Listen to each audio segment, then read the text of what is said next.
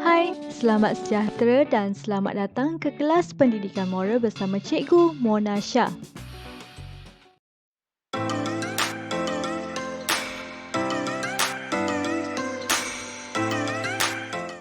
Hemah tinggi bermaksud beradab sopan dan berbudi pekerti mulia dalam pergaulan seharian. Murid-murid, jom kita belajar dengan lebih mendalam apa itu hemah tinggi. Ciri-ciri orang yang berhemah tinggi ialah: yang pertama, berbudi bahasa dalam berinteraksi, tak kira dengan siapa pun dia berinteraksi. Yang kedua, mudah menyesuaikan diri dalam situasi baru. Yang ketiga, sentiasa berkelakuan sopan. Yang keempat, tidak memilih status pergaulan. Dan yang kelima, ramah tamah. Murid-murid, sebagai ahli masyarakat, kita seringkali menghadiri situasi sosial seperti majlis perkahwinan, majlis sambutan hari jadi. Jadi sebagai seorang yang berhemah tinggi, kita perlulah sentiasa menjaga tingkah laku.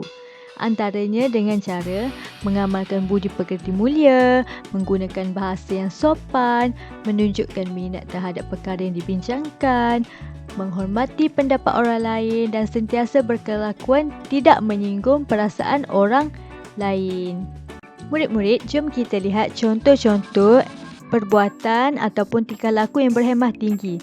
Menolong ibu bapa di rumah, bertolak ansur semasa bermain dengan adik-beradik, membantu rakan dalam kesusahan dan membantu insan-insan yang memerlukan seperti warga OKU. Sebagai seorang berhemah tinggi juga, kita perlu sentiasa mengikuti peraturan tidak kira di mana saja kita berada dan sentiasa berbudi bahasa apabila orang membantu kita. Kita juga digalakkan sentiasa mengucapkan terima kasih sebagai tanda penghargaan kepada orang-orang yang telah memudahkan urusan kita.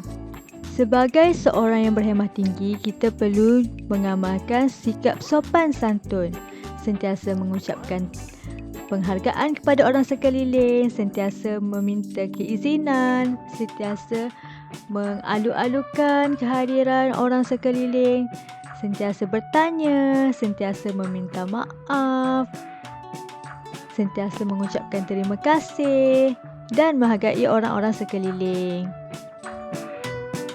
Sama seperti contoh di bawah di mana seorang cikgu mengucapkan terima kasih dan anak muridnya membantu memudahkan urusan cikgu tersebut.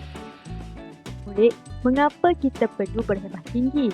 Antara kepentingan berhemah tinggi ialah untuk menjaga maruah diri dan orang lain seperti ahli keluarga dan ibu bapa. Yang kedua, supaya kita dapat diterima dan dihormati orang sekeliling. Yang ketiga, untuk menjalinkan hubungan mesra dengan orang lain. Dan yang keempat, untuk kita lebih berkeyakinan diri untuk sentiasa berinteraksi. Okey murid-murid, itu sahaja sesi pembelajaran kita pada hari ini. Terima kasih. Lots of love. Bye-bye.